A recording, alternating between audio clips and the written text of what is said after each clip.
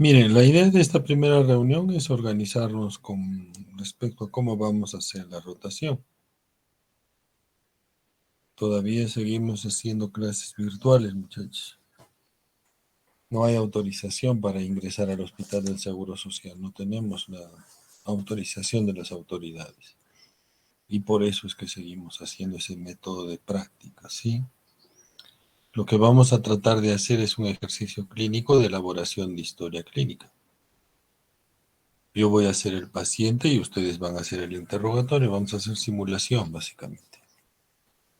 Lo que me interesa de esto es que ustedes elaboren la parte de el relato de la enfermedad, que es básicamente el cuerpo de la historia clínica, ¿no? Es básicamente lo que ustedes deben desarrollar de manera adecuada para poder llegar a un diagnóstico. El examen físico y los exámenes de laboratorio son la parte complementaria de la historia para poder confirmar o descartar lo que estamos sospechando, ¿sí?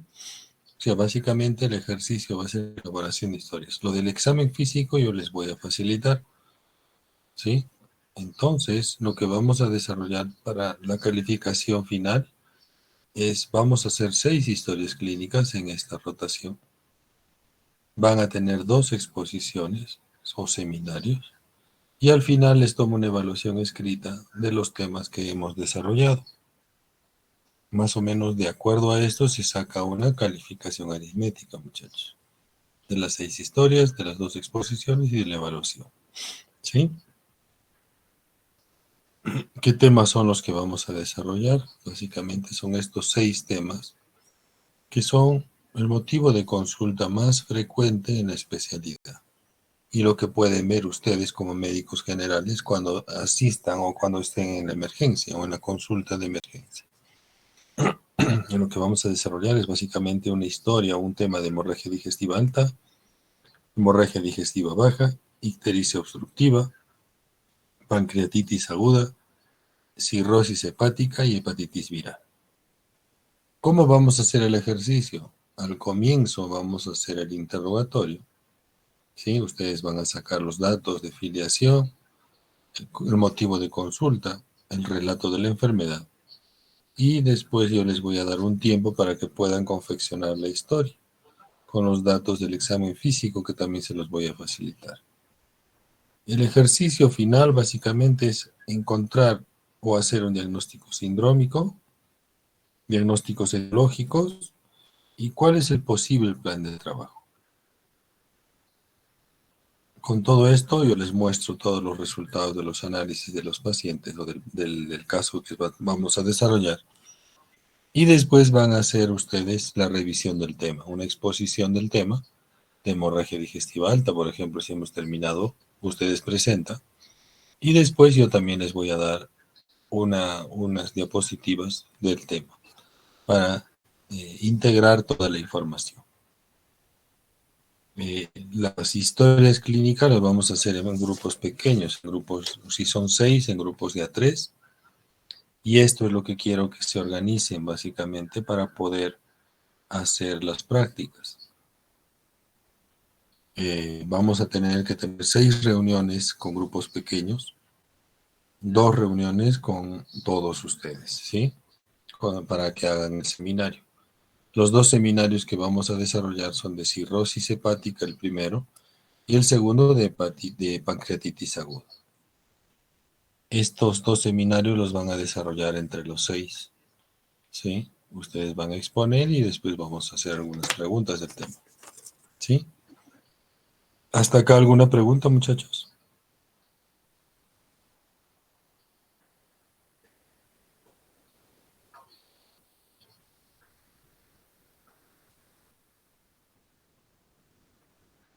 Esos son los seminarios, sí. Uno es de pancreatitis y el otro es de cirrosis hepática. Esos 2 seminarios los tienen que hacer juntos, ¿no? Los 6. En total tenemos 8 reuniones, ¿no? Con ambos grupos. Lo que sí necesito es que me indiquen los horarios para poder hacer las reuniones. ¿Sí? Yo puedo bien temprano, 6:30, 8 de la mañana, o a partir de las 8 de la noche.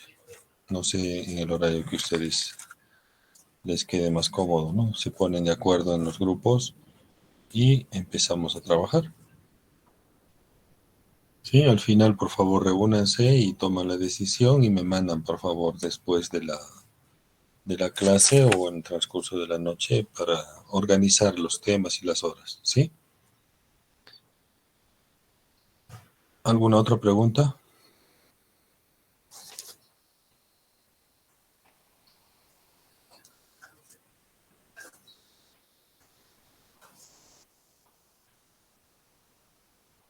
¿Alguna otra pregunta, muchachos?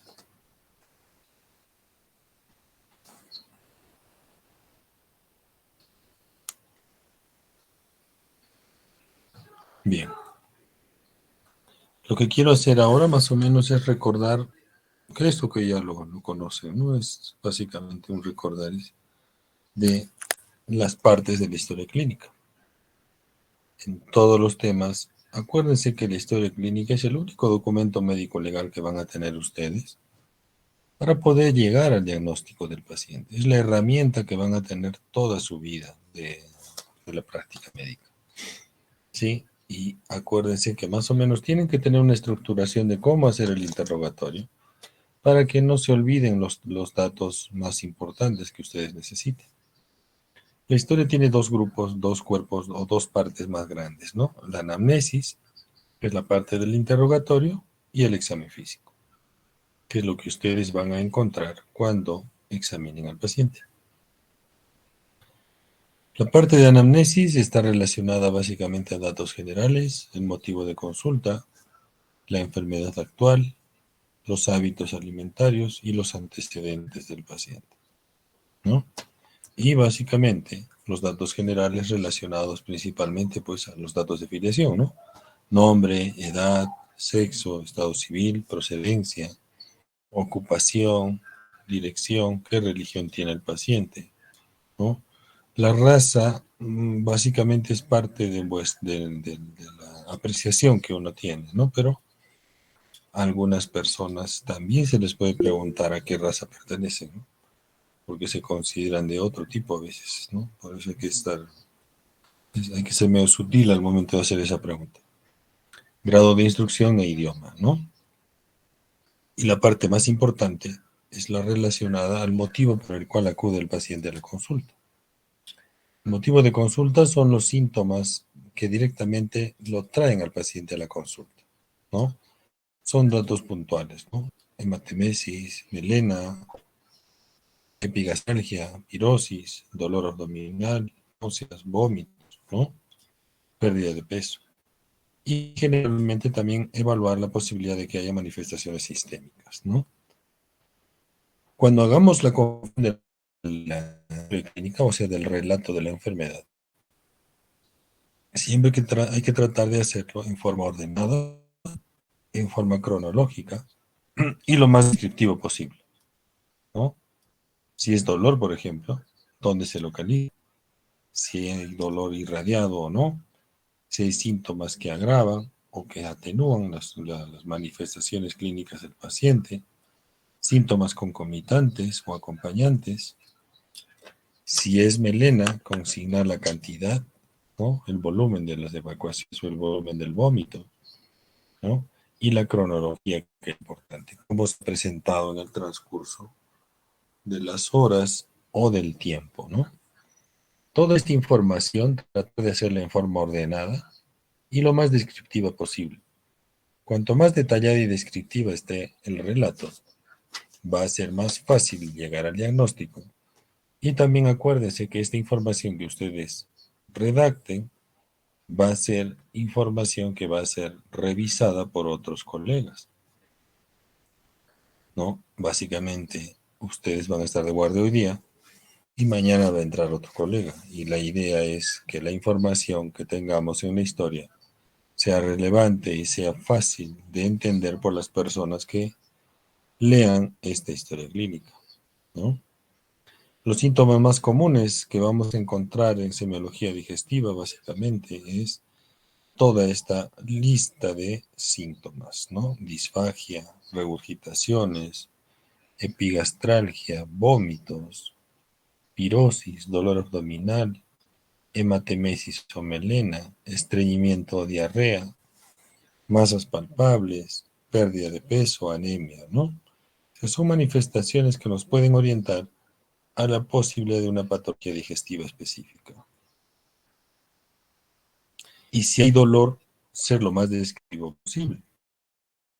Tienen una mnemotecnia que les puede orientar a utilizar toda la información y llegar a hacer la información lo más descriptiva posible.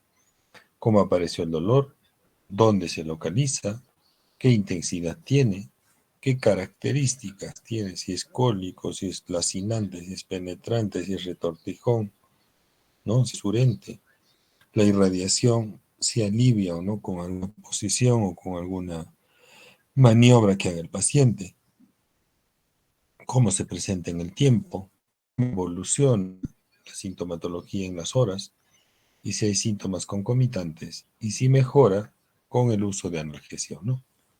Toda esta información, cuanto más descriptiva sea, les va a dar la información lo más detallada posible y les va a permitir a ustedes llegar a un diagnóstico adecuado. También hay signos, básicamente, o manifestaciones sistémicas, ¿no? Como astenia, baja de peso, adinomia, hiporexia, que nos pueden hablar de patologías sistémicas, ¿no? Un síndrome conjuntivo puede estar asociado a un cáncer, por ejemplo, ¿no? Y no necesariamente de tubo digestivo, puede ser de otra zona. En la enfermedad actual también hay que consignar los tiempos, ¿no?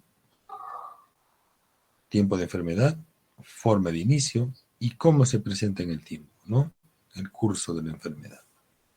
Y siempre también tratar de consignar signos de alarma, ¿no? La intensidad del dolor, la periodicidad y si hay signos de alarma, por ejemplo, si es una hemorragia digestiva, cuantificar la presión arterial, ¿no? Si el paciente está hipotenso, si está taquicárdico y diaforético, estamos hablando de un shock, ¿no? Y esto es un signo de alarma, ¿no?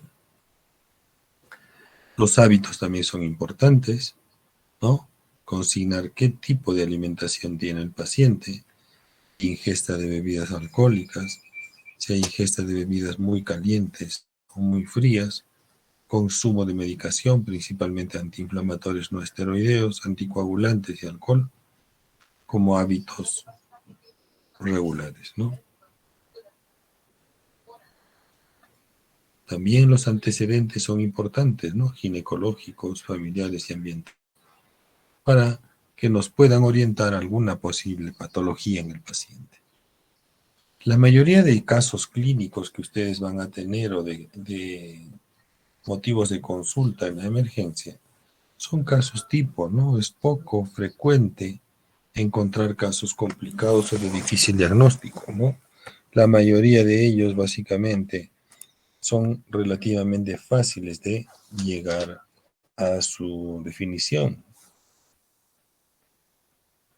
Y una vez que tengamos esto, nosotros ya debemos tener estructurado en nuestro cerebro cuál es la posibilidad etiológica, ¿no? Con todo lo que nos ha contado el paciente, ya debemos tener una posibilidad etiológica, ¿no? O un diagnóstico presuntivo. Al momento de hacer el examen físico, vamos a tratar de corroborar, descartar lo que estamos sospechando.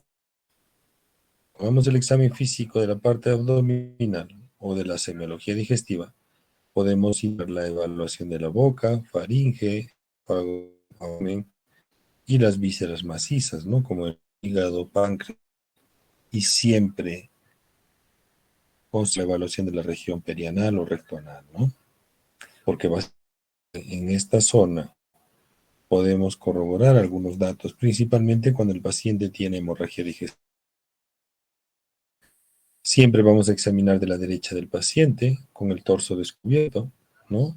Y el abdomen generalmente lo dividimos en 9 segmentos. Esta división segmentaria, ¿no?, que se hace con 2 líneas imaginarias o 4 líneas imaginarias, ¿no?, 2 transversales que pasan por el reborde costal y las espinas ilíacas, y 2 verticales que pasan por la línea media clavicular hasta la línea media de la región de la pelvis. Vamos a poder dividir en 9 segmentos. Estos 9 segmentos nos van a dar una distribución topográfica, ¿no?, y los posibles órganos que puedan estar comprometidos, ¿no? Tenemos 2 hipocondrios, 2 flancos, 2 fosas ilíacas, un epigastrio, mesogastrio e hipogastrio.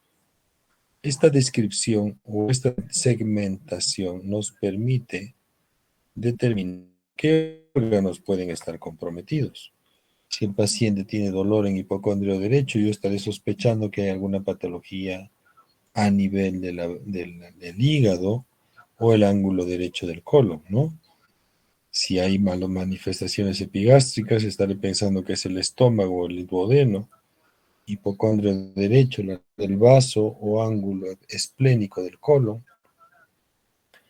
Flanco derecho, colon ascendente. Mesogastrio, intestino delgado y colon transverso. Flanco izquierdo, colon descendente. Y fosa ilíaca derecha, básicamente la región apendicular, la región de ciego e ilion terminal, ¿no? Hipogastrio, intestino delgado, y fosa ilíaca izquierda, la región sigmoidea.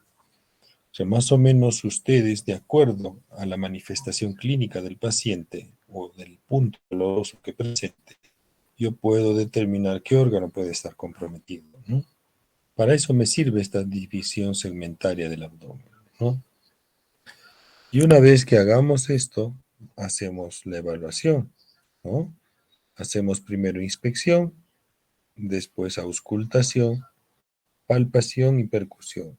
Acá se invierte un poco la palpación y percusión con respecto a la auscultación, o sea, se ausculta primero para no influir en los ruidos hidroaéreos cuando nosotros palpemos el abdomen, ¿no? Al momento de inspeccionar, tenemos una inspección pasiva y una activa. En la pasiva podemos ver el tipo de respiración que tiene el paciente, cómo es la pared abdominal, si es excavada, si es globuloso, si es distendido, cómo está la cicatriz umbilical, si hay cicatriz o presiones cuando el paciente respira, ¿no?, áreas depresivas, y la pigmentación, ¿no? También podemos ver el vello, ¿no? El vello, la implantación del vello en la pared abdominal, que a veces altera en pacientes cirróticos, ¿no? Otras cosas que voy a encontrar en la exploración pasiva, ¿no?, una hernia epigástrica, una hernia umbilical, viendo de la región lateral se ve mejor, más evidente, ¿no?, una hernia grande. Y cuando pedimos al paciente que aumente la presión abdominal, puede ser mucho más evidente la presencia de una hernia, ¿no? Miren ustedes acá, en la región de la cicatriz umbilical, se ve una región herniaria, ¿no? Una hernia que protruye por encima de la cicatriz, que probablemente no sea evidente cuando el paciente tiene la pared abdominal normal o relajada, ¿no? También podemos ver masas, ¿no? Miren ustedes, dependientes del celular subcutáneo, o podemos ver circulación colateral, como se ve acá. Esto es relacionado a hipertensión portal, por ejemplo, ¿no? Cambios de coloración, masas en el celular subcutáneo, cambios de coloración asociado a equimosis, por ejemplo, equimosis umbilical o en flancos, o básicamente cambios de pigmentación, ¿no?, que puede estar relacionado a problemas de alergia o de urticaria, ¿no? Después pasamos a la auscultación. En la auscultación, generalmente lo que evidenciamos es el número de ruidos hidroaéreos, que en promedio es de 3 a 5 por minuto. También podemos evidenciar soplos, ¿no? Soplos dependientes de la parte vascular, de las arterias, de la arteria renal, de la aorta o las arterias femorales, ¿no? Evidenciar a veces soplos en las zonas vasculares, ¿no? Después pasamos a la palpación. La palpación puede ser superficial y profunda, ¿no? Siempre examinamos del lado contrario al cual el paciente manifiesta dolor. Por ejemplo, el paciente tiene manifestaciones sugestivas de apendicitis aguda. Yo no voy a examinar directamente la fosa ilíaca derecha, sino empiezo a explorar del lado izquierdo contralateral, ¿no? O a veces en el flanco izquierdo o en el epicondrio izquierdo. Siempre en el punto donde sienta menos dolor. Porque si examinamos en la zona dolorosa desde el inicio, hay resistencia y contractura de la pared abdominal y no permite una evaluación adecuada, ¿no? La palpación debe ser de manera superficial y profunda para ver si hay irregularidades o si hay incremento de la sensibilidad o posibles masas palpables también, ¿no? Y la palpación profunda es para corroborar lo que estamos en el momento de iniciar la palpación superior. La palpación profunda también nos sirve para palpar vísceras, ¿no? Principalmente el hígado, y buscar también puntos dolorosos, ¿no? Una palpación digital. Los puntos dolorosos que vamos a encontrar básicamente están relacionados mucho con la parte de apendicitis aguda. Pero algunos otros exámenes al momento de palpar y percutir también nos pueden determinar algunas posibles patologías. Esta palpación, por ejemplo, es la maniobra de Sigaud, es una maniobra para palpar asa intestinal gruesa.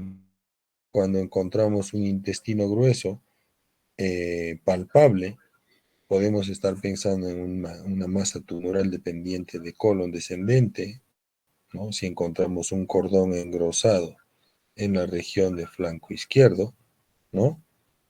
O región de hipocondríaca izquierda, pero también podemos encontrar en el colon ascendente, ¿no? Al final les voy a mostrar unos videos que les va a explicar mejor cómo se hacen estas maniobras, ¿no? También podemos percutir para evidenciar si hay líquido libre en cavidad. Si tenemos un cambio de sonoridad, que es lo que habitualmente encontramos cuando percutimos el abdomen hacia una zona mate, ¿no? Con concavidad superior, yo puedo determinar que esto es líquido libre en cavidad. Pero también puedo encontrar una matidez de concavidad inferior. En ese caso yo puedo estar pensando que puede haber una masa pendiente de vejiga, o si es una dama, podemos pensar que puede ser un útero, ¿no? Y por eso podría haber matidez de concavidad inferior, ¿no? Esta es la maniobra, la manera de hacer percusión. Se utiliza el dedo medio de la mano derecha, ¿no? Que se posiciona en el y con la mano izquierda, o la mano derecha, perdón, ya sea con el dedo índice o el dedo medio, se utiliza o se percusión sobre el dedo que está en la pared abdominal para transonoridad, ¿no? Se utiliza como un diapasón que se llama. Y esto nos va a permitir a nosotros evidenciar matidez o timpanismo. Los órganos que más evaluamos biológicamente están básicamente relacionados a la exploración de hígado, ¿no?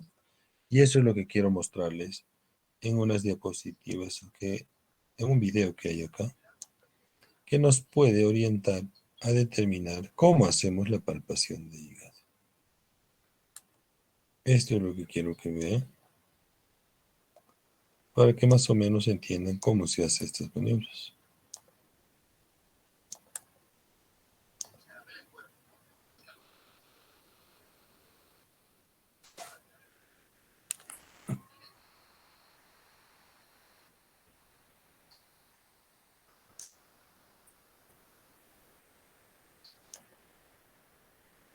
En todas las maniobras de hígado, la palpación de las huevas y las vísceras sólidas o macizas. Para la palpación de las vísceras huecas se utiliza una única maniobra que se llama maniobra del deslizamiento de Glenard y Hauman.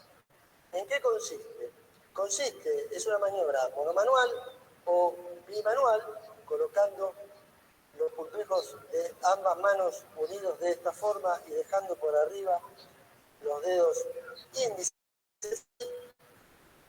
desplazar sobre la víscera hueca piel y celular, tratando de describirla como si fuera un tubo. Para lograr esto, siempre la mano se coloca perpendicular al eje mayor del órgano. La palpación de las vísceras huecas comienza por el ciego, porque estómago, intestino delgado, duodeno por supuesto, no pueden ser accesibles a la palpación con criterio semiológico. Por eso empiezan por el colon derecho, específicamente el ciego. Como corre paralelo a la arcada crural, la mano, bimanual en este caso, se coloca perpendicular al eje mayor del órgano y se desliza sobre el ciego, tratando de identificarlo como un tubo. El ciego tiene una particularidad que no tienen el resto de las vísceras huecas, es que al tener permanentemente o casi permanentemente un contenido líquido y gaseosa, genera una sensación de gorgoteo al interferir estas dos fases líquida y gaseosa.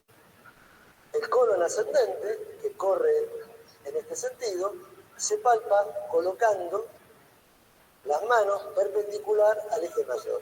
Normalmente, tanto el colon ascendente como el colon descendente no se palpan porque se encuentran como aplastados sobre la fascia de Treitz. Entonces, ¿por qué se realiza esta maniobra? Precisamente para no encontrar al colon ascendente, porque de encontrar en esta posición una masa, inmediatamente haría sospechar la presencia de un tumor. El colon transverso no se palpa porque está tapado por el delantal de los epiplones, y el colon descendente y el sigmoide se palpan de igual manera que el colon ascendente y el ciego. El sigmoide normalmente se palpa del tamaño del grosor de un pulpejo de un dedo y ocupado habitualmente por materia fecal. De todas las vísceras huecas del abdomen, sin duda la más importante es la aorta, sobre todo en el adulto mayor. La aorta corre al lado izquierdo de la línea media, termina a nivel umbilical, donde se bifurca en las dos ilíacas, y a mitad de camino se obtiene la emergencia de las arterias renales. En esta zona, por arriba de las renales y a la izquierda de la línea media, en el epigastrio, es donde se encuentran más del 90% de los aneurismas abdominales. El aneurisma no da sintomatología hasta que no se rompe, por eso es imprescindible en cualquier persona de más de 50 años buscar sistemáticamente un latido aórtico expansivo que identifica al aneurisma. Como la aorta es un órgano retroperitoneal, la mano que palpa debe hacer mucha presión y pierde sensibilidad. Entonces se utiliza una maniobra complementaria. La mano izquierda se apoya sobre la mano derecha, haciendo presión y dejando libre a la mano derecha para hacer el latido aórtico y tratando de identificar si el latido es expansivo, lo que haría sospechar la presencia de un aneurisma. Esa es palpación profunda. Y acá tenemos la parte de hígado.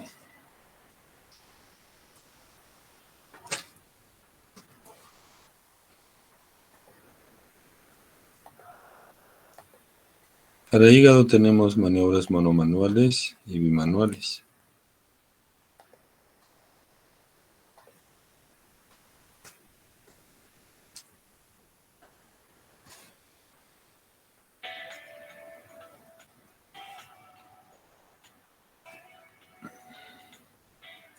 Definiremos ahora la maniobra de mayor rédito diagnóstico en la semiología abdominal, que es la palpación. La palpación puede ser realizada con el pulpejo de un dedo, llamada palpación digital.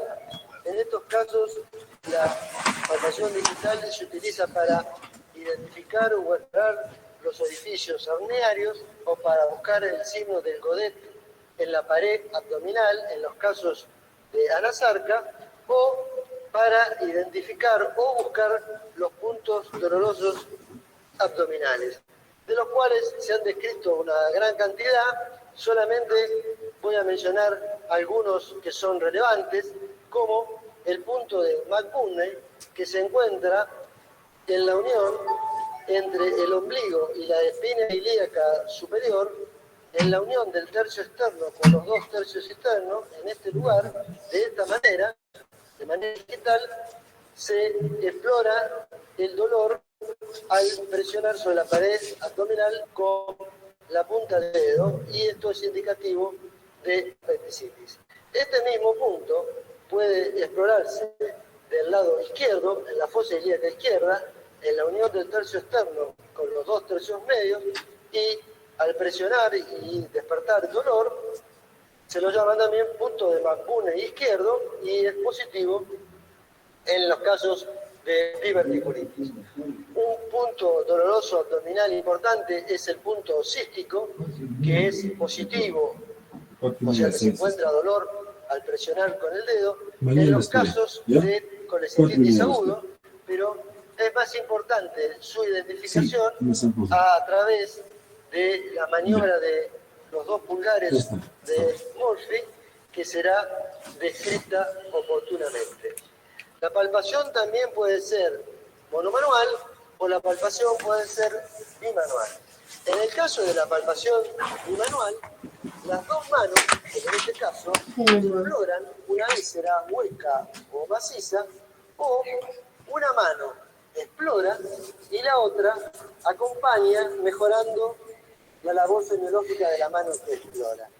Las dos clásicas maniobras que acompañan a la mano exploradora es con el pulpejo de los dedos acercar o relajar la pared hacia la mano que explora, esta es la maniobra de Galambos, o con el talón de la mano izquierda comprimir cerca de la maniobra exploradora para facilitar así el desplazamiento de las vísceras hacia la mano que explora.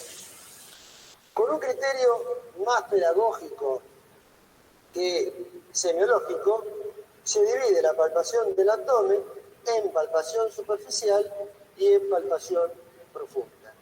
La palpación superficial comprende lo que se llama maniobra de la mano de escultor o de merlo, que consiste en recorrer suavemente la superficie abdominal con la palma de la mano abierta, de plano, y permite reconocer si existen zonas sensibles al dolor, permite tener un primer contacto con la superficie abdominal, permite relajar la pared abdominal y puede confirmar o aumentar la percepción de zonas sobrelevadas, circunscritas o localizadas, de tumores o abultamientos que fueron verificados por la inspección.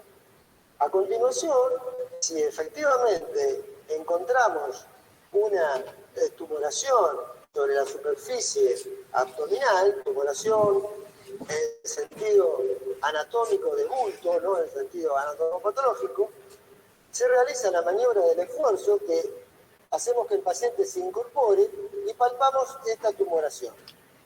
Si al incorporarse el paciente y contraer los rectos anteriores, la tumoración se ve con más claridad, estaba por delante de los rectos anteriores. Si la tumoración desaparece o se percibe muy débilmente, la contracción de los rectos anteriores la ocultó porque se encontraba dentro de la cavidad. En los casos de un hematoma sobre los mismos rectos anteriores, con la flexión o contracción de los rectos anteriores, la tumoración no va a cambiar sus características semiológicas. La palpación superficial, lo último que se realiza es la toma de la tensión abdominal. La tensión abdominal se realiza realizando movimientos palpatorios leves, metacarpofalángicos, desde el hipogastrio hacia la zona superior del abdomen, tratando de percibir la resistencia que ofrece la pared abdominal. Siempre desde la zona inferior hacia la zona superior, paralelos a las líneas medias. Hay menor resistencia en la zona inferior y mayor resistencia en la zona superior por la presencia de las vísceras macizas. Puede ocurrir que al llegar al epigastrio se sienta con la toma de la tensión abdominal un gorgoteo o chapoteo gástrico que corresponde a la presencia de líquido retenido en el estómago en el caso de síndrome filórico en fase de atonía. Este chapoteo o basureo gástrico se percibe mejor modificando la maniobra, utilizando la punta de los dedos y generando este tipo de movimiento, de hundimiento del epigastrio, lo cual va a magnificar el fenómeno de chapoteo o basureo gástrico que identifica al síndrome pilórico en la fase de atonía. Es importante que cuando uno encuentra dolor o resistencia de la pared abdominal al realizar la maniobra, permite identificar si este dolor es localizado o generalizado. La resistencia o el dolor a la maniobra de la toma de la tensión abdominal habla de defensa abdominal.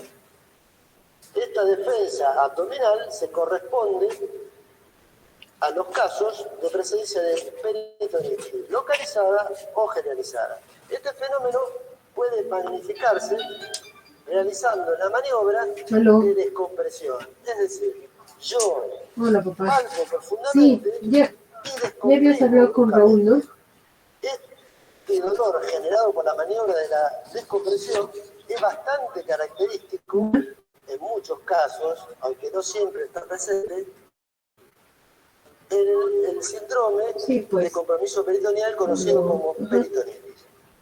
Si el dolor de descompresión por lo que está matando va a ir a llama signos de Blumberg, y si se percibe en todo el abdomen e identifica a la peritonitis, ya se comunicará mi suegro. se llama signo de Musí.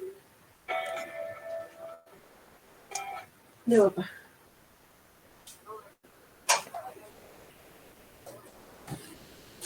No,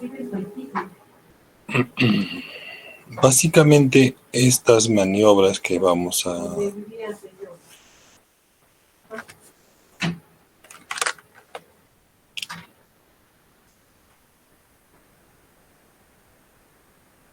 todas las maniobras que desarrollamos al momento de hacer la valoración de abdomen es para encontrar vísceras, ¿no?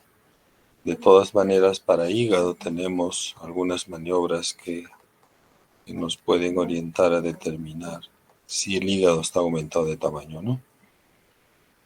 La palpación de hígado lo podemos hacer de manera monomanual o bimanual, ¿no?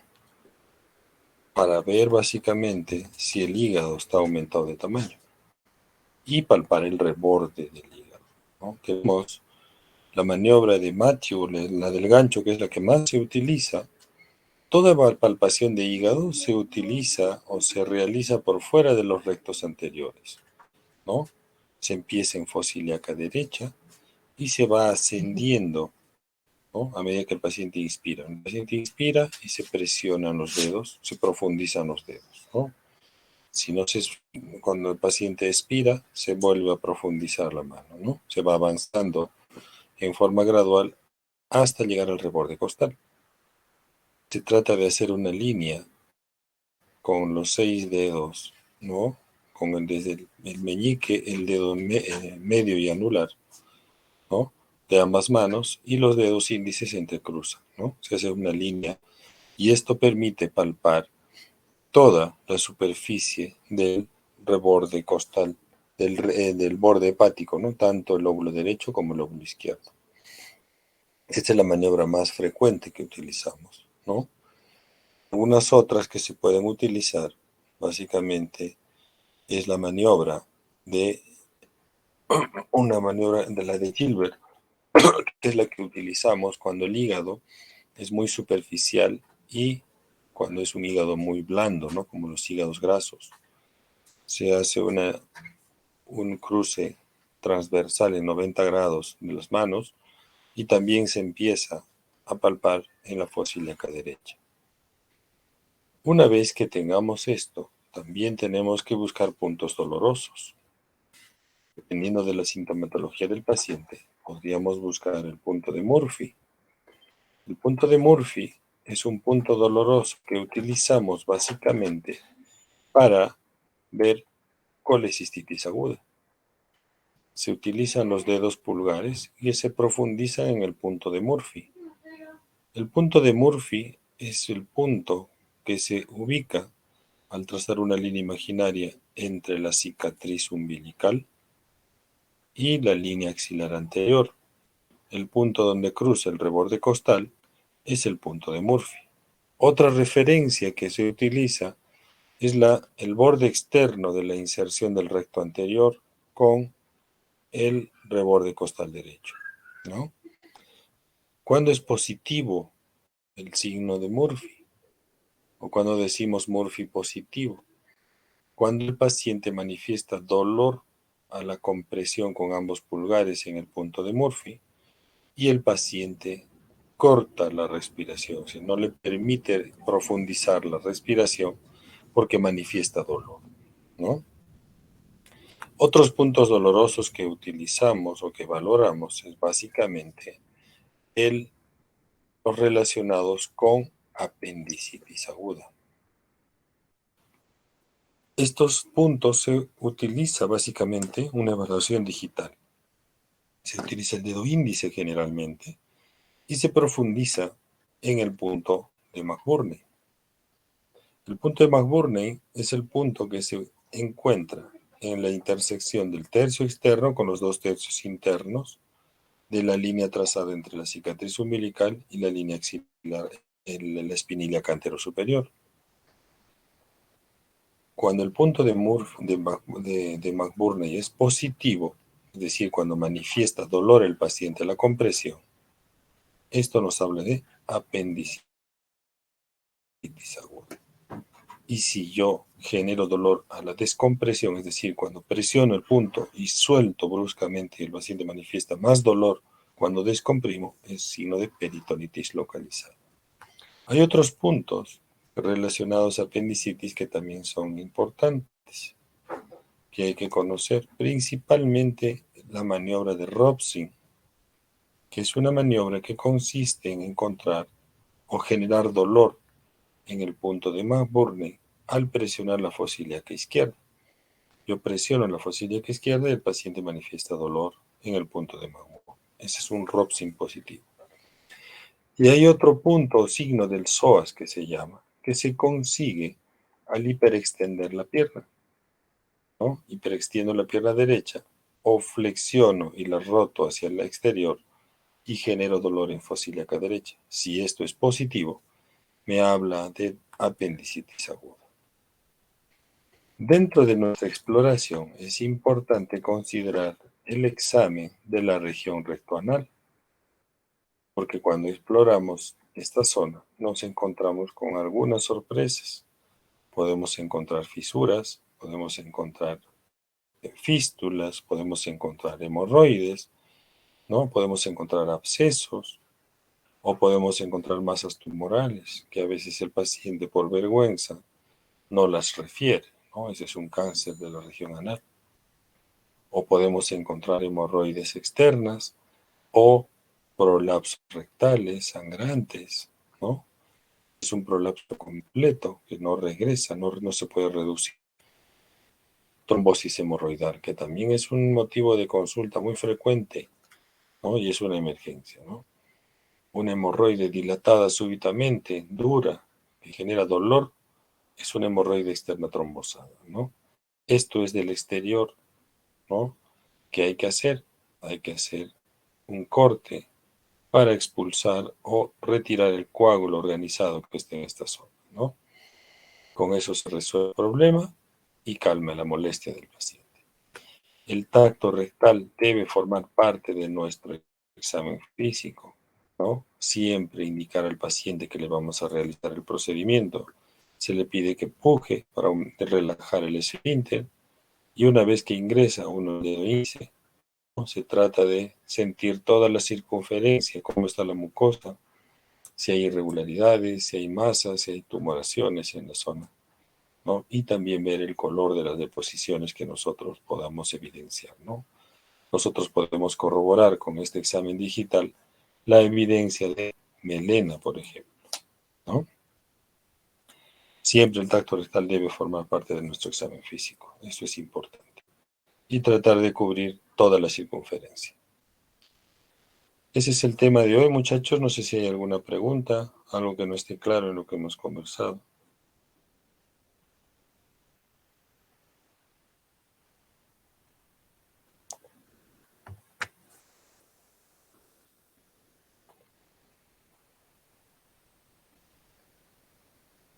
¿Alguna pregunta, muchachos?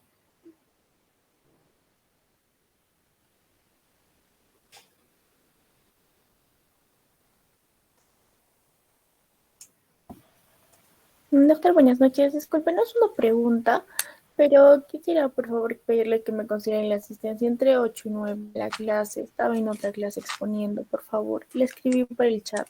Está bien, no hay problema. Gutiérrez Condo. Gracias, No hay doctor. problema. Por favor, pónganse de acuerdo entonces para que coordinemos cómo va a ser lo de las rotaciones. ¿Sí? Hagan los grupos de A3 para las 6 clases y me avisan lo de los seminarios también. ¿Sí? Bien. Sí. En horario diferente, sí. Son grupos pequeños para que puedan participar en la confección de la historia clínica.